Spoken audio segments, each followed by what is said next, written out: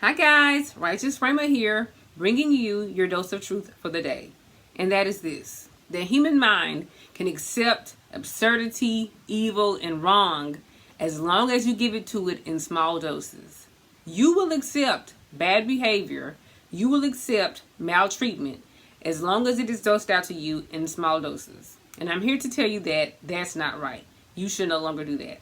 Have you ever heard about the frog example? About how if you put a frog in a cold pot of water on a stove and slowly increase the temperature over time, the frog will remain in the pot until it boils to death.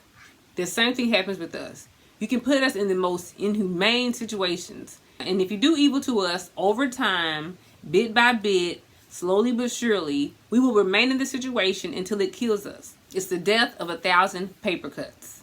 Think of this. What if your boyfriend did all the evil he would ever do to you on the first date? You would not have stayed with him. You would have had one date and that's it. What if the church that you attend had done all the insanity it would ever do in the first service? Would you have come back? Absolutely not. What if your best friend, when you first met her, did all the trifling backstabbing things she could ever do to you in one moment of time? You would have left. So that is why when the enemy wants to hurt you, he will not do it all in one lump sum. He will dose it out in small increments. But why do we stay in those kind of situations? Why do we think we owe people another chance to do us wrong? Well, of course, as Christians, we want to be very compassionate and merciful and gracious because God is that way with us. But when people are intentionally, deliberately trying to kill you, you don't keep drinking the Kool-Aid. You don't owe anybody a second chance to do you wrong. Some months ago, a young man called me from the past, a blast from the past. And he told me that I owed him a second chance to go on a date and everything. I told him, I said, I didn't even owe you a first chance. How can I owe you a second chance? I knew that he had dysfunctional issues when I first met him, and that is why I did not pursue anything any further. But he wanted me to think that I had to stay alone and give him a second shot.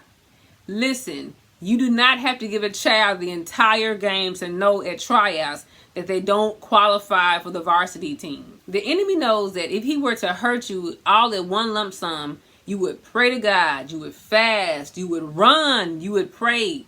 But he knows that if he does it over time, a little insult here, a little jab there, a little push here, a little shove there, he knows that you won't leave because you'll say to yourself, well, it wasn't that big of an issue. I mean, he just lightly pushed me. It wasn't like he punched me in my face. Say that, well, he didn't stab me. It's not going to kill me.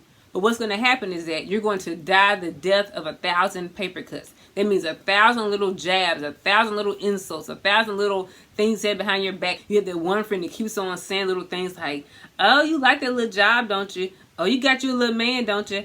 I see you driving your little car. Always a little something that tears down your self-esteem slowly but surely over time.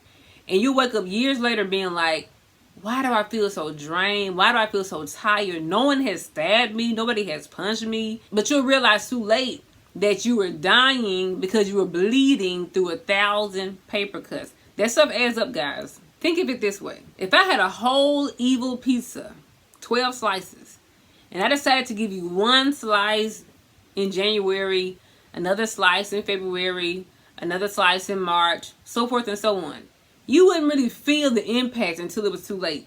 But if I gave you a whole evil poisonous pizza on the first day of the year, you would have thrown it away. You would have ran away. You would have called the police on me for attempting to poison you to death. But we'll let people stay in our life from January all the way through December, knowing that this person means us no good and means us evil. If you have people in your life that consistently, constantly do you harm, you need to go. Some of us seem to forget that just like God uses people to bless you, to give you a job, to give you a hug, to give you a word of encouragement, the devil can use people exactly the same way, but for evil. The devil can use people just like God can use people.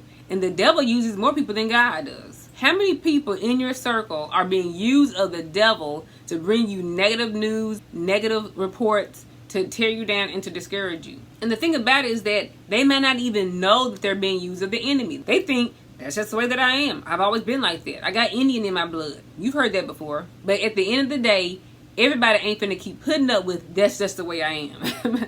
You're just gonna have to be the way that you are outside of my presence.